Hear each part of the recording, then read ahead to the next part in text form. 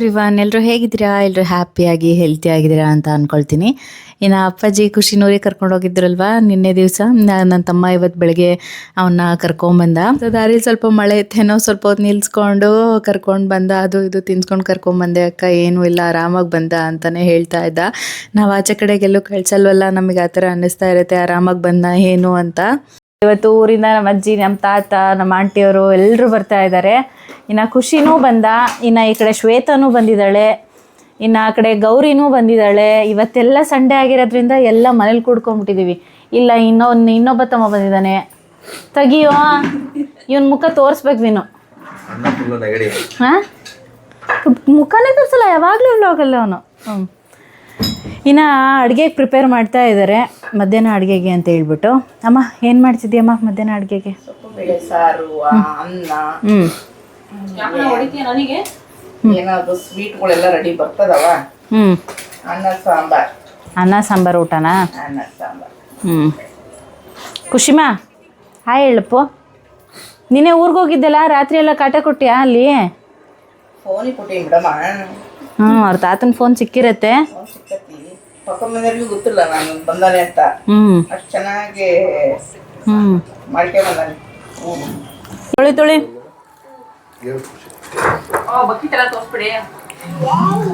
ಏನಾದ್ ಬಿಡು, ಹಂಗೆ ನಾವು ಏನಪ್ಪ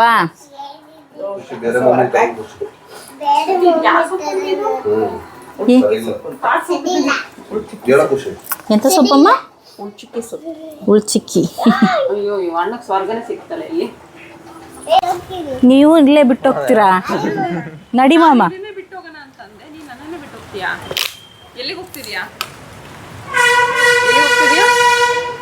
ಚಪ್ಪಿಚ್ಚಿದ್ರೆ ಚಪ್ಪಿಚ್ಚದ ಅಪ್ಪ ಹೊಡೇನಪ್ಪ, ಮಳೆ ಬೇರೆ ಬರ್ತೈತೆ.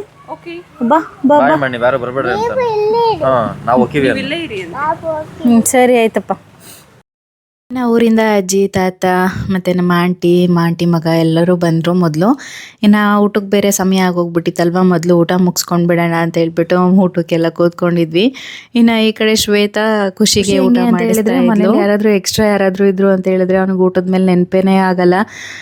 ಅದಕ್ಕೆ ಇವಳು ಊಟ ಮಾಡಿಸ್ತೀನಿ ನಾನು ಅಂತ ಹೇಳ್ಬಿಟ್ಟು ಕೂತ್ಕೊಂಡ್ಲು. ಆದ್ರೂ ಅವನು ಊಟ ಮಾಡಿಸ್ಕೊಳ್ಳಿಲ್ಲ.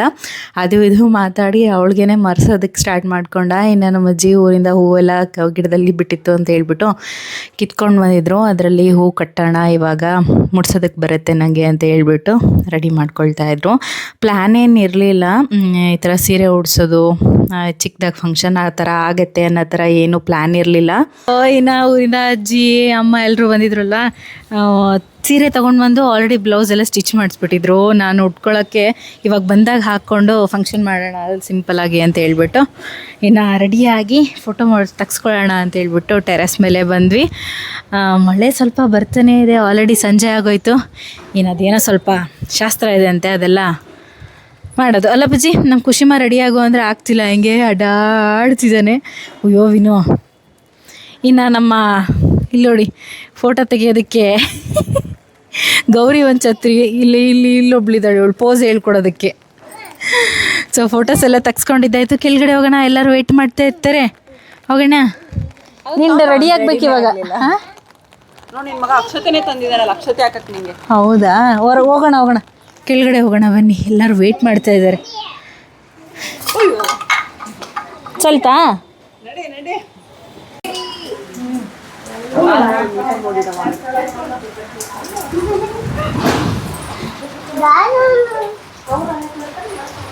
ಬನ್ನಿ ರೆಡಿ.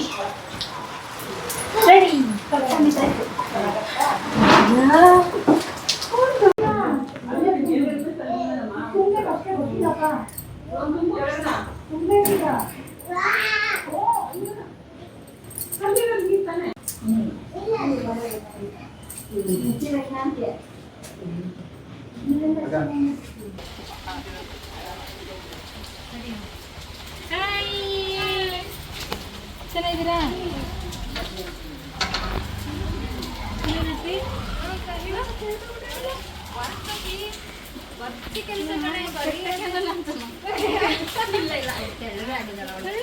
ಭಾಳ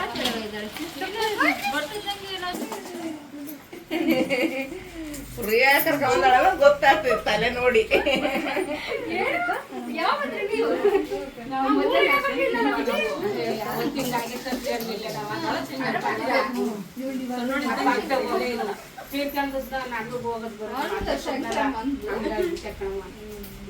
ಇನ್ನು ಊರಿಂದ ಅಕ್ಕ ಬಂದರು. ಅಕ್ಕ ಅಂದರೆ ನಮ್ಮಮ್ಮ ಇದ್ದಾರಲ್ಲ, ಅವರ ತಮ್ಮನ ವೈಫು ಮತ್ತು ಮಗಳು ಅವರೂ ಬಂದರು. ಬೆಳಗ್ಗೆನೇ ರೆಡಿ ಆಗಿದ್ರಂತೆ. ಅವ್ರ ಮನೆಗೆ ಯಾರೋ ಗೆಸ್ಟ್ ಬಂದಿದ್ರು. ಸೊ ಹಾಗಾಗಿ ಅವ್ರನ್ನೆಲ್ಲ ಕಳಿಸ್ಬಿಟ್ಟು ಬರೋದಕ್ಕೆ ಸ್ವಲ್ಪ ಸಮಯ ಆಯಿತು ಅಂತ ಹೇಳ್ತಾ ಇದ್ರು. ಅವರು ಬಂದಮೇಲೆ ಫಂಕ್ಷನ್ ಎಲ್ಲ ಶುರು ಮಾಡಿಕೊಂಡ್ರು. ಅಂದರೆ ನನಗೆ ಈ ಸಲಾಗಿಂತ ಫಸ್ಟ್ ಪ್ರೆಗ್ನೆನ್ಸಿಲಿ ತುಂಬಾ ಅನಿಸಿತು ನಾನು ಸೀಮಂತ ಮಾಡ್ಕೋಬೇಕು ಅಂತ ಹೇಳ್ಬಿಟ್ಟು. ಈ ಸಲ ನನಗೇನು ಅಷ್ಟಾಗಿ ಹೆಚ್ಚಾಗಿ ಏನೋ ಮಾಡಿಸ್ಕೋಬೇಕು ಅನ್ನೋ ಥರ ಏನು ಅಂತ ಅನ್ನಿಸ್ತಾ ಇರಲಿಲ್ಲ. ನನ್ನ ಹಸ್ಬೆಂಡ್ ಅಂತ ಇದ್ರು, 9 ತಿಂಗಳಲ್ಲಿ ಈ ಥರ ಈ ಸೀಮಂತ ಮಾಡಿಸ್ಕೋತೀಯಾ ಅಂತ ಹೇಳಿದರೆ ಈ ಸಲ ಮಾಡಿಸ್ಕೊಳ್ಳಮ್ಮ ಅಂತ ಹೇಳಿಬಿಟ್ಟು. ನನಗೇನೆ ಬೇಡ ಬಿಡಿ, ಅಂದರೆ ಅವ್ರ ಮನೆ ಕಡೆ ಈ ಥರ ಸೀಮಂತ ಪದ್ಧತಿ ಇಲ್ಲ.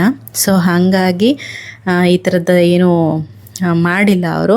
ಬಟ್ ಅವ್ರ ಕಡೆ ಹೆಂಗೆ ಅಂತ ಹೇಳಿದ್ರೆ 9 ತಿಂಗಳಲ್ಲಿ ಅಮ್ಮನ ಮನೆಗೆ ಕಳಿಸ್ತಾರಲ್ವ, ಆ ಟೈಮಲ್ಲಿ ಸೀರೆ ಉಡಿಸ್ಬಿಟ್ಟು ಇನ್ನು ಪೂಜೆ ಎಲ್ಲ ಮನೇಲೆಲ್ಲ ಪೂಜೆ ಮಾಡಿಕೊಂಡು ಇನ್ನು ದೇವಸ್ಥಾನಕ್ಕೆ ಹೋಗ್ಬಿಟ್ಟು ಬಂದು ಬರೋದಷ್ಟೇನೆ. ಆ ಥರ ಸಿಂಪಲ್ಲಾಗಿ ಮಾಡೋ ಥರ.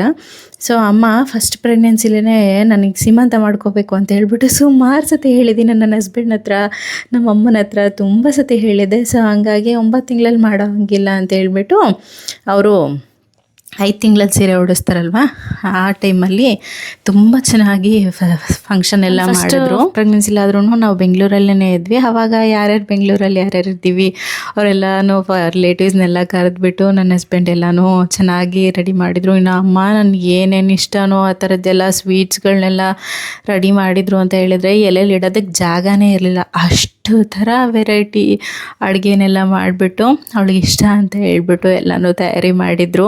ಫಂಕ್ಷನ್ ಎಲ್ಲ ತುಂಬ ಚೆನ್ನಾಗಾಗಿತ್ತು. ಬಟ್ ಸೆಕೆಂಡ್ ಪ್ರೆಗ್ನೆನ್ಸಿಗೆ ನನಗೇನು ಹಂಗೆ ಅನ್ನಿಸ್ತಾ ಇರಲಿಲ್ಲ. ಅಮ್ಮ ಸೀರೆ ತೊಗೊಂಡು ಬಂದು, ಅಪ್ಪಾಜಿ ಇದನ್ನು 5 ತಿಂಗಳಲ್ಲೇ ತೊಗೊಂಡು ಬಂದಿದ್ರು, ಬಂದು ಉಟ್ಕೊಂಡು ಹೋಗ್ತಾಳೆ ಅಂತ ಹೇಳ್ಬಿಟ್ಟು. ಬಟ್ ನಾನು ದಾವಣಗೆರೆ ಕಡೆಗೆ ಬರಲಿಲ್ಲ, ಊರ ಕಡೆಗೆ. ಸೊ ಹಂಗಾಗಿ ಅಮ್ಮ ನೀನು ಯಾವಾಗ ಬರ್ತೀಯ ಅವಾಗ ಉಟ್ಕೊಳ್ಳೋವ, ಏನು ತೊಂದರೆ ಇಲ್ಲ ಅಂತ ಹೇಳಿದರು. ಸೊ ಹಂಗಾಗಿ ಇವತ್ತು ಎಲ್ಲರೂ ಬಂದಿದ್ದರಿಂದ ಅಮ್ಮ ಎಲ್ಲ ಬ್ಲೌಸ್ ಎಲ್ಲ ರೆಡಿ ಮಾಡಿಸಿ ಇಟ್ಟಿದ್ರು. ಎಲ್ಲರೂ ನೋಡ್ತಾರೆ ಹಾಕೋ ಅಂತ ಹೇಳ್ಬಿಟ್ಟು ಹಾಕೊಂಡಂಗೆ ಆಯಿತು. ನನಗೆ ಗೊತ್ತಿರಲಿಲ್ಲ ಇದು ಫಂಕ್ಷನ್ ಥರ ಆಗೈತೆ ಅಂತ ಹೇಳ್ಬಿಟ್ಟು. ಅಮ್ಮ ಏನಂದರು, ನಿಮ್ಮ ಅಜ್ಜಿ ನಿಮ್ಮ ತಾತ ಎಲ್ಲರೂ ಬಂದಿದ್ದಾರೆ, ಈ ಟೈಮಲ್ಲಿ ನೋಡಿದೆ ಇನ್ನು ಯಾವ ಟೈಮಲ್ಲಿ ನೋಡ್ತಾರೆ, ಹಾಕೊಳ್ಳವ ಅಂತ ಹೇಳಿದ್ರು. ಅಂದರೆ ನಾನು ಹೆಂಗೆ ಅಂದರೆ ಅಮ್ಮನ ಮನೆ ಕಡೆ ಈ ಥರ ಎಲ್ಲ ಸೀರೆ ಹಾಕೊಳ್ಳೋದು ತುಂಬಾ ಕಡಿಮೆ. ನಾನು ಎಲ್ಲ ಡ್ರೆಸ್ಸಲ್ಲಿ ನೋಡಿರೋದೇ ಜಾಸ್ತಿ. ನನಗೆ ಹೆಂಗೆ ಅನಿಸುತ್ತೆ ಅಂತ ಹೇಳಿದರೆ, ನಾನು ಅವ್ರ ಮುಂದೆ ಚಿಕ್ಕಳ ಥರನೇ ಇರ್ತೀನಲ್ವ, ಸೀರೆ ಹಾಕ್ಕೊಂಡ್ರೆ ನನಗೆ ಒಂಥರ ದೊಡ್ಡೋಳು ಅನ್ನೋ ಥರ ಫೀಲ್ ಆಗುತ್ತೆ. ಸೊ ಹಾಗಾಗಿ ಅವ್ರ ಮುಂದೆ ನಾನು ಸೀರೆ ಎಲ್ಲ ಹಾಕ್ಕೊಂಡಿರೋದೇ ಕಡಿಮೆ. ನಾನು ಯಾವುದಾದ್ರೂ ಫಂಕ್ಷನ್ಗೆ ಹೋಗ್ತೀನಿ ಅಂತ ಹೇಳಿದ್ರಾದ್ರೂ ಅಷ್ಟೇನೆ ಡ್ರೆಸ್ ಹಾಕ್ಕೊಂಡೇ ಹೋಗ್ತೀನಿ. ಹಾಗಾಗಿ ನನ್ನ ಸೀರೆಯಲ್ಲಿ ನೋಡೋದು ಫೋಟೋದಲ್ಲಿ ಮಾತ್ರ ಅವರು. ಹಾಗಾಗಿ ಹಾಕೊಂಬ ಅಜ್ಜಿನೂ ಎಲ್ಲರೂ ಬಂದಿದ್ದಾರೆ ನೋಡ್ತಾರೆ ಅಂತ ಹೇಳ್ಬಿಟ್ಟು ಇವ್ರು ಬಂದು ನಮ್ಮಮ್ಮ ಇದ್ದಾರಲ್ವ, ನಮ್ಮಮ್ಮನ ಚಿಕ್ಕಮ್ಮ ಅಂದರೆ ನಮ್ಮ ಅಜ್ಜಿಯವರ ತಂಗಿ. ನಮ್ಮ ಅಜ್ಜಿಗೆ ಬರೋದಕ್ಕೆ ಆಗಲ್ಲ, ಅವ್ರಿಗೆ ಸ್ವಲ್ಪ ಹುಷಾರಿಲ್ಲ. ಸೊ ಹಾಗಾಗಿ ಅವ್ರು ಅಲ್ಲೂ ಅಡ್ಡಾಡೋಕ್ಕಾಗಲ್ಲ. ಸೊ ಅವ್ರು ಫೋನ್ ಮಾಡಿ ಮಾತಾಡ್ತಾನೆ ಇರ್ತಾರೆ, ಆರಾಮಾಗಿರವ, ಏನೋ ತಲೆ ಕೆಡಿಸ್ಕೋಬೇಡ, ಎಲ್ಲ ಚೆನ್ನಾಗಾಗತ್ತೆ ಅಂತ ಹೇಳ್ಬಿಟ್ಟು ಅವರು ಹೇಳ್ತಾನೆ ಇರ್ತಾರೆ. ಫಸ್ಟ್ ಪ್ರೆಗ್ನೆನ್ಸಿಲಿ ನನಗಂತೂ ತುಂಬ ಅನ್ನಿಸ್ತಾ ಇತ್ತು ಸೀಮಂತ ಮಾಡ್ಕೋಬೇಕು ಅಂತ ಹೇಳಿಬಿಟ್ಟು. ಸೊ ಅದೊಂಥರ ಫೀಲಿಂಗ್ ಮಾಡ್ಕೊಂಡ್ಬಿಟ್ಟೆ ನಾನು. 5 ತಿಂಗಳಲ್ಲಿ ಮಾಡ್ಬೇಕು, ನೀವು 9 ತಿಂಗಳಲ್ಲಿ ನನಗೆ ಇವ್ರ ಮನೆ ಕಡೆ ಮಾಡಲ್ವಂತೆ ಅಂತ ಹೇಳ್ಬಿಟ್ಟು 5 ತಿಂಗಳಲ್ಲೇ ನನ್ನ ಹಸ್ಬೆಂಡಿಗೆ ಹೇಳಿ ಅಲ್ಲೇ ಚೆನ್ನಾಗಿ ಮಾಡಿಸ್ಕೊಂಡಿದ್ದೆ ನಾನು. ಸೊ ಯಾವ ಮೆಮೊರೀಸೂ ನನಗೆ ಈ ಥರದ್ದು ಯಾವುದೂ ಮಾಡಿಲ್ಲ ಅನ್ನೋ ಥರ ಯಾವುದೂ ಖಾಲಿ ಬಿಟ್ಟಿಲ್ಲ ನಮ್ಮ ಮನೆ ಕಡೆಗೆ. ಎಲ್ಲನೂ ನನಗೆ ಹೆಂಗೆ ಇಷ್ಟ ಆಗುತ್ತೋ ಅದನ್ನೆಲ್ಲನೂ ಹೇಳ್ದೆ ಕೇಳಿಸ್ಕೊಳ್ದೇನೆ ಕೆಲವೊಂದೊಂದನ್ನು ಮಾಡಿದ್ದಾರೆ. ಅಂದರೆ ನಾನು ಹೇಳಿ ಮಾಡಿಸ್ಕೊಳ್ಳೋದಿದ್ರೆ ನಾನೇ ಇಲ್ಲ ನನಗೆ ಈ ಥರ ಮಾಡ್ಬೇಕು ನೀವು ಅಂತ ಹೇಳ್ಬಿಟ್ಟು ಮಾಡಿಸ್ಕೊಂಡಿದ್ದೀನಿ. ನನ್ನ ಹಸ್ಬೆಂಡ್ ಆದ್ರೂ ಅದನ್ನೇ ಹೇಳ್ತಾರೆ, ನೀನು ಇಷ್ಟ, ನೀನು ಏನೂ ಬಾಯಿ ಮುಚ್ಕೊಂಡಿರಬೇಡ, ನಿನಗೇನು ಅನಿಸುತ್ತೆ ನೀನು ಅದನ್ನು ಹೇಳು ಅಂತ ಹೇಳ್ಬಿಟ್ಟು ಅವರಾದ್ರೂ ಅದನ್ನೇ ಹೇಳ್ತಾಯಿದ್ರು. ಈ ಸತಿನಾದರೂ ಫಂಕ್ಷನ್ ಮಾಡ್ಕೊ ಅಂತ ಹೇಳಿದರು. ಇಲ್ಲ ನಾನು ಮೆಟರ್ನಿಟಿ ಫೋಟೋಶೂಟ್ ಥರ ಮಾಡಿಸ್ಕೊತೀನಿ ಅಂತ ಹೇಳ್ಬಿಟ್ಟು ನಾನು ಸುಮ್ಮನಾದೆ. ಬಂದಮೇಲೆ 4 ಜನದ್ದು ಫೋಟೋಶೂಟ್ ಥರ ಮಾಡಿಸ್ಬಿಡೋಣ ಅಂತ ಹೇಳ್ಬಿಟ್ಟು ಫ್ಯಾಮ್ಲಿ ಫೋಟೋಶೂಟ್ ಅಂತ ಹೇಳ್ಬಿಟ್ಟು ನಾನು ಈ ಸಲ ಪ್ರತಿ ಸಲ ಅವ್ರು ಅಕ್ಷತೆ ಹಾಕ್ಬೇಕಾದ್ರೂ ಹೇಳ್ತಾನೆ ಇದ್ದೆ, ನೀವು ಹಿಂಗೆ ವಿಶ್ ಮಾಡ್ಬೇಕು, ನನಗೆ ಹೆಣ್ಮಗುನೇ ಆಗಬೇಕು ಅನ್ನೋ ಥರ ಅಂತ ಹೇಳ್ಬಿಟ್ಟು. ನಮ್ಮನೆ ಕಡೆಗೆ ನಮಗೆ ಹೆಣ್ಮಗು ಅಂದರೆ ತುಂಬಾ ಇಷ್ಟ. ನನ್ನ ಹಸ್ಬೆಂಡ್ಗಾಗಿರ್ಬೋದು, ನನಗಾಗಿರ್ಬೋದು. ನನಗೆ ಅನ್ನೋದಕ್ಕಿಂತ ನನ್ನ ಹಸ್ಬೆಂಡಿಗೆ ಮೊದಲೇ ಮಗುನೇ ಹೆಣ್ಮಗು ಆಗಬೇಕು ಅನ್ನೋ ಅಂಥದ್ದು ತುಂಬಾ ಆಸೆ ಇತ್ತು. ಬೇಬಿ ಆದ್ರೂ ಅದನ್ನೇ ಅಂದ್ಕೊಂಡಿದ್ರು ಅವರು, ನನಗೆ ಹೆಣ್ಮಗುನೇ ಆಗುತ್ತೆ ಈ ಸಲ ಅಂತ ಹೇಳ್ಬಿಟ್ಟು. ಬಟ್ ಫಸ್ಟ್ ಮಗು ಗಂಡು ಮಗು ಆಯಿತು. ಸ್ವಲ್ಪ ಬೇಜಾರಾದರು ಅವರು ಅವ್ನು ಹುಟ್ಟಿದಾಗ. ಬಟ್ ಇವಾಗಂತೂ ಅವ್ನು ಬಿಟ್ಟೇ ಇರಲ್ಲ. ಅವರು ಆ ಥರ ಗಂಟೆಗೆ ಒಂದ್ಸತಿನಾದರೂ ಫೋನ್ ಮಾಡ್ತಾ ಇರ್ತಾರೆ, ಏನು ಮಾಡ್ತಿದ್ದಾನೆ ಅವನು ಅಂತ ಹೇಳ್ಬಿಟ್ಟು. ಇನ್ನು ಖುಷಿ ಅಂತೂ ಪ್ರತಿ ಸಲ ಅಕ್ಷತೆ ಆಗ್ತಾ ಇದ್ದ ತೊಗೊಂಡ್ಬಂದು ಹಾಕುವಾಗ್ಲೂ ಹೇಳ್ತಾನೆ ಇದ್ದೆ, ಈ ಸತಿ ಅಮ್ಮ ಬರಬೇಕು ಅನ್ನೋ ಥರ ಹೇಳಿಬಿಟ್ಟು ಹಾಕಪ್ಪು ಅಂತ ಹೇಳ್ಬಿಟ್ಟು ಅವನು ಅದನ್ನೇ ಹೇಳ್ತಾ ಇದ್ದ. ಅಮ್ಮ ಬರುತ್ತಮ್ಮ ಈ ಸತಿ, ಅಮ್ಮ ಬರ್ತಾಳೆ ಅಂತ ಹೇಳ್ಬಿಟ್ಟು. ಗೊತ್ತಿಲ್ಲ, ದೇವ್ರು ಕೊಟ್ಟಿದ್ದು ಯಾವುದಾದ್ರೂ ಖುಷಿನೇ, ಬಟ್ ಹೆಣ್ಮಗು ಆದರೆ ಸಿಕ್ಕಾಪಟ್ಟೆ ಖುಷಿ. ನನಗಿಂತ ನನ್ನ ಹಸ್ಬೆಂಡ್ ತುಂಬಾ ಖುಷಿಯಾಗಿರ್ತಾರೆ ಹೆಣ್ಮಗು ಆದರೆ. ಸೊ ಫಸ್ಟ್ ಟೈಮ್ ಗಂಡು ಮಗು ಆದಾಗ ಸ್ವಲ್ಪ ಬೇಜಾರಾಗಿತ್ತು ಅವ್ರಿಗೆ. ಅವ್ರು ಎಕ್ಸ್ಪೆಕ್ಟ್ ಮಾಡಿರಲಿಲ್ಲ ನನಗೆ ಹೆಣ್ಮಗು ಆಗತ್ತೆ ಅಂತಲೇ ಅಂದ್ಕೊಂಡಿದ್ರು. ಸೊ ಈ ಸತಿ ಹೆಣ್ಮಗು ಆಗಬೇಕು ಅನ್ನೋದು ನನ್ನ ವಿಶ್ವ. ಹಾಗೆ ನೀವು ಯಾರ್ಯಾರೆಲ್ಲ ನೋಡ್ತಾ ಇದ್ದೀರಾ ನನಗೆ ಹೆಣ್ಮಗು ಆಗಲಿ ಅಂತ ಹೇಳ್ಬಿಟ್ಟು ಬ್ಲೆಸ್ ಮಾಡಿ ನೀವು. ನಮ್ಮ ಅಕ್ಕ, ನಮ್ಮ ಆಂಟಿ, ನಮ್ಮ ಅಜ್ಜಿ ಎಲ್ಲರೂ ಅದನ್ನೇ ಹೇಳ್ತಾಯಿದ್ರು, ಗಂಡು ಮಗು ಅಂತ ಅಂತಾರೆ ಎಲ್ಲರೂ. ನೀನು ಒಳ್ಳೆ ಹೆಣ್ಮಗು ಅಂತ ಹೇಳ್ತಿದ್ಯಾ, ನಿನಗೆ ಹೆಣ್ಮಗುನೇ ಆಗಲಿ ಬಿಡವ ಅಂತ ಹೇಳ್ಬಿಟ್ಟು ಅವರು ಬ್ಲೆಸ್ ಮಾಡ್ತಾಯಿದ್ರು. ಅಂದರೆ ಮುಖ ನೋಡಿದ್ರೆ ಗೊತ್ತಾಗುತ್ತಂತೆ, ಅಂದರೆ ಸ್ವಲ್ಪ ಫೇರ್ ಅಂತ ಅನಿಸಿದ್ರೆ ಹೆಣ್ಮಗು ಆಗತ್ತೆ, ಸ್ವಲ್ಪ ಡಲ್ ಅಂತ ಅನಿಸಿದ್ರೆ ಗಂಡು ಮಗು ಆಗತ್ತೆ, ಸ್ವಲ್ಪ ಹೊಟ್ಟೆ ಚಿಕ್ಕಗಿದ್ರೆ ಹೆಣ್ಮಗು ಆಗತ್ತೆ, ಹೊಟ್ಟೆ ದಪ್ಪ ಇದ್ದರೆ ಗಂಡು ಮಗು ಆಗತ್ತೆ ಅಂತ ಹೇಳ್ಬಿಟ್ಟು. ಸೊ ಈ ಥರ ಅದನ್ನು ಫಸ್ಟ್ ಪ್ರೆಗ್ನೆನ್ಸಿಗಿಂತ ಸೆಕೆಂಡ್ ಪ್ರೆಗ್ನೆನ್ಸಿಲಿ ಎಲ್ಲ ಸಿಮ್ಟಮ್ಸ್ ಮತ್ತು ಫೇಸಲ್ಲಾಗಿರ್ಬೋದು, ಬಾಡಿಲಾಗಿರ್ಬೋದು ಎಲ್ಲ ಒಂಥರ ಡಿಫ್ರೆಂಟಾಗೇ ಇದೆ. ನಮಗೂ ಒಂಥರ ಫೀಲ್ ಇದೆ, ನಮಗೂ ಹೆಣ್ಮಗು ಆಗ್ಬೋದೇನೋ ಈ ಸಲ ಅಂತ ಹೇಳಿಬಿಟ್ಟು. ನಮ್ಮಮ್ಮ ಅದನ್ನೇ ಹೇಳ್ತಾ ಇರ್ತಾರೆ, ಒಳ್ಳೇದಾಗತ್ತೆ, ಯಾವುದಾದ್ರೂ ಇಷ್ಟೊಂದು ಅತಿ ಆಸೆ ಇರಬಾರ್ದು ಅಂತ ಹೇಳ್ಬಿಟ್ಟು. ಅದೊಂಥರ ಫೀಲಿಂಗ್ ಅಲ್ವಾ, ಮನೇಲಿ ಒಂಥರ ಒಂದು ಹೆಣ್ಮಗು ಇದ್ದರೆ ಒಂಥರ ಚೆನ್ನಾಗಂತ ಅನಿಸುತ್ತೆ. ಗೆಜ್ಜೆ ಹಾಕ್ಕೊಂಡು ನಡೀತಾ ಇದ್ದರೆ ಒಂಥರ ಮನೆಯೆಲ್ಲ ತುಂಬ್ದಂಗೆ ಅಂತ ಅನ್ನಿಸ್ತಾ ಇರುತ್ತೆ. ನಮ್ಮ ಮನೆ ಪಕ್ಕದಲ್ಲಿ ಒಂದು ಮಗು ಇತ್ತು. ಆ ಮಗು ಏನಾದರೂ ಮನೇಲಿ ಬಂದರೆ ಹೆಣ್ಮಗು, ನಮ್ಮ ಮನೇಲಿ ಖುಷಿ ಎಷ್ಟೇ ಓಡಾಡಿದ್ರೂ ಅಷ್ಟು ಫೀಲಿಂಗ್ ಅಂತ ಅನ್ನಿಸ್ತಾ ಇರಲಿಲ್ಲ. ಬಟ್ ಹುಡುಗಿ ಫ್ರಾಕ್ ಹಾಕ್ಕೊಂಡು ಗೆಜ್ಜೆ ಹಾಕ್ಕೊಂಡು ಓಡಾಡ್ತಾ ಇದ್ದರೆ ಫುಲ್ ಒಂಥರ ಮನೆಯೇ ಫೀಲಿಂಗ್ ಅನ್ನೋ ಥರ ಅನ್ನಿಸ್ತಾ ಇತ್ತು. ಮನೆ ಫುಲ್ಲು ತುಂಬಿಕೊಂಡಿದೆ ಅನ್ನೋ ಥರ. ಸೊ ಆ ಥರ ಫೀಲು. ನನ್ನ ಮಗನ ಪ್ರತಿ ದಿವಸ ಕೇಳ್ತಾನೆ ಇರ್ತೀನಿ, ನಿನಗೆ ಅಮ್ಮು ಬೇಕಾ ಅಪ್ಪು ಬೇಕಾ ಅಂತ ಹೇಳ್ಬಿಟ್ಟು. ಅವ್ರ ಪಪ್ಪನಾದರೂ ಅದನ್ನೇ ಕೇಳ್ತಾ ಇರ್ತಾರೆ, ಅಪ್ಪು ನಿನಗೆ ಅಪ್ಪು ಬೇಕಾ ಅಮ್ಮು ಬೇಕಾ ಅಂತ ಹೇಳ್ಬಿಟ್ಟು. ಅವನೊಂದ್ಸಲ ಅಪ್ಪು ಅಂದ್ಬಿಟ್ಟಿದ್ದಾನೆ ನನ್ನ ಹಸ್ಬೆಂಡು. ಅವನಿಗೆ ಅಪ್ಪು ಅನ್ಬಾರ್ದು ನೀನು ಅಂತ ಹೇಳ್ಬಿಟ್ಟು ಕಪಾಳಕ್ಕೆ ಹಾರಿಸ್ಬಿಟ್ಟಿದ್ದಾರೆ. ಸೊ ಆವತ್ತಿಂದ ಅವನು ನನಗೆ ಕೇಳ್ತಾನೆ, ಅಮ್ಮ ನಿನಗೆ ಅಮ್ಮು ಬೇಕಾ ಅಪ್ಪು ಬೇಕಾ ಅಂತ ಹೇಳ್ಬಿಟ್ಟು. ನಾನು ಏನಾದರೂ ಅಪ್ಪು ಅಂತ ಹೇಳಿದ್ರೆ ಅವನು, ಅಮ್ಮ ಅಪ್ಪ ಕಪಾಳಕ್ಕೆ ಹೊಡಿತಾರೆ ನೋಡು, ನೀನು ಅಪ್ಪು ಅನ್ಬೇಡ ಅಮ್ಮು ಅಂತ ಹೇಳು ಅಂತ ಹೇಳ್ಬಿಟ್ಟು ಅವನೇ ನನಗೆ ಹೇಳ್ಕೊಡ್ತಾನೆ.